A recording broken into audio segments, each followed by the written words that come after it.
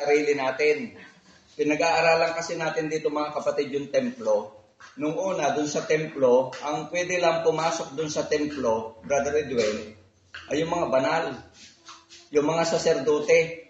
Walang karapatan doon yung mga may mga kasalanan. Kaya mga kapatid, ang ginagawa nga nila, para po sila ay maging banal, ay sila naghahandog. At ang dinadala nilang handog ay yung walang kapintasan. Pag sila ay magdadala ng handog na may kapintasan, ay pinababalik sila ng mga saserdote, ng mga Levita, at ang sinasabi sa kanila ay hindi ka qualified. Pero mga kapatid, hindi yun ang puntos ng ating leksyon ngayon, yung hinaharap.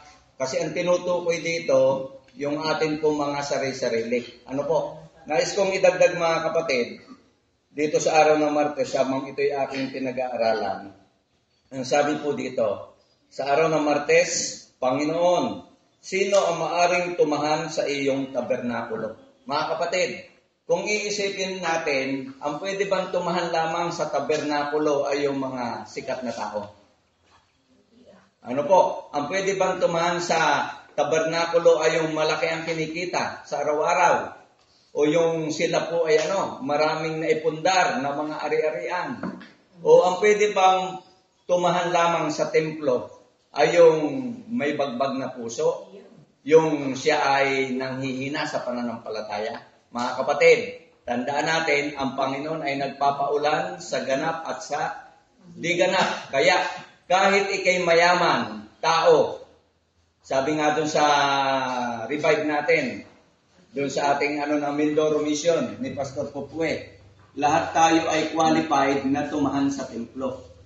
Dapat tayo ay palaging nasa templo. Ano po? Sapagkat kung tayo laging nasa templo, kung tayo man ay bagbag ang puso, kung tayo man ay naasikaso natin yung mga sinasabi ni Tita Raquel kanina, na mga bagay na makasarili. Yung sarili ang nagiging please, Joy? Yung sarili ang nable-bless. Hindi ang Panginoon. Yun ang nakakalungkot Kaya sabi ni Pastor Popue doon sa Panagoy, ay wag na nating intayin na tayo tumaghoy sa huling araw. Kasi iisipin natin ay, Panginoon, ako naman ay nagpakabuti sa iyo. Pero hindi pala yung pagpapakabanal ay sa pagpapakabuti. Hindi po yun. Kasi ang pagpapakabanal, yung ikay nasa templo, ikaw ay nakikipag-usap kanino? Sa ating Panginoon. At aaminin mo sa Panginoon, Panginoon, ito ang aking kahinaan. Yung pala. Kasi yung tinutukoy na templo dito mga kapatid, sangayon doon sa at inyong iharap ang inyong katawan na isang haing buhay, banal na, kaaya-aya na siya niyong katampatang pagsamba. Mga kapatid, sumasamba tayo hindi sa pamagitan ng ating mga credential o dun sa tinatawag nating ipinagmamalaki natin. Ano po? Sumasamba tayo sapagkat yung ating puso, sapagkat tayo po ay kulang, mga kapatid. Sino ang magpupuno? Sino ang magpipil? Ang Panginoon. Kasi pag ating inamin sa Kanya, yung ating pagkakamali, yung ating kahinaan, mga kapatid, ang Panginoon ang magbibigay sa atin ng wisdom, magbibigay po sa atin ng karunungan para ipakita sa atin o ipaliwanag sa atin ay mali na yung iyong ginagawa. Ano po? Hindi na maganda yung ginagawa mo, napapalayo ka na sa akin. Ngayon, nasabi dito mga kapatid, yung templo, tayo. Ano po? Yung katawan, tayo po ba'y perfecto? Oo. Sabi nung isang ilustrasyon, yung daw nicho, kahit anong pintura nyo ng pagkaganda-ganda, ang nasa loob nun ay bulok. Kahit gandahan niya ng pintura, kahit kay lagyan ng bahay, ang makikita lang dyan ng tao, yung panlabas. Pero yung kalooban niya, pag nagtagal yung bangkay doon sa loob ng ng kabaong, yung po'y naaagnas, mabaho na hanggang sa yun ay buto na lamang. Tingnan niyo mga kapatid. Kaya sabi dito mga kapatid sa ating pag-aaral, ang isang sakdal na puso ay ang pinakadakilang katangian na mananamba sa harap ng Diyos. Sakdal. Sino ba ang nagpapasakdal? Tayo po ba ang magpapasakdal mga kapatid? Yung pananampalataya natin.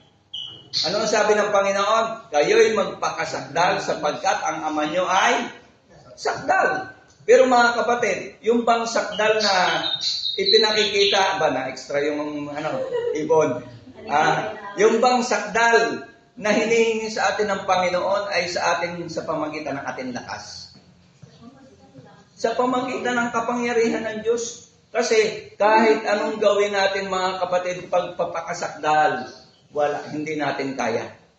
Dahil ang sabi nga sa talata ay ang ating paliwanag o yung katwiran natin ay dahil pa sa isang maruming basahan. Mga kapatid, tingnan nyo, yung basahan, marumi na yon. Pag sinabing basahan, ay iba ang ating isip. Ay yung marumi na, Brother Choy, ay lalo na, ay basahan ka na nga. Ikaw ay parang ang basahan.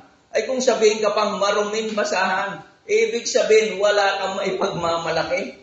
Mga kapatid, ito dugsungan ko pa, ang sabi pa dito, ang pinakadakilang katangian na mananamba sa harap ng Diyos, ang Hebreyong tamim. Ibig sabihin po ng tamim sa Hebreyo, sa salita, sa Tagalog, ang Hebreyo ay tamim at ang Tagalog ay sakdal, ay nagpapahiwatig ng ideyang pagiging kumpleto. Mga kapatid, tanungin ko kayo, tayo po ba lahat ay kumpleto na? Marahil, kumpleto tayo sa ating parts ng katawan. Nakikita natin yung iba, may deformities. Meron silang kakulangan. Pero mga kapatid, pansinin nyo, yung ibang may kakulangan, minsan mas pa yung iba ang kanilang ugali. Pero tayo, minsan tayong kumpleto na. Tayo ang may abnormal. Tayo may diferensya. Kaya sabi nga nung isang kwento, ay papatol ka dyan sa lupa. Ay anong tawag sa iyo? Ay di mas luka ka na. Papatol ka sa luko. Anong tawag sa iyo? Di mas luko ka na. Kaya mga kapatid, sabi pa dito? Napakaganda ng ating leksyon mga kapatid. Ang mga hayop na inaalay bilang mga sakripisyo ay dapat na tamim o walang dungis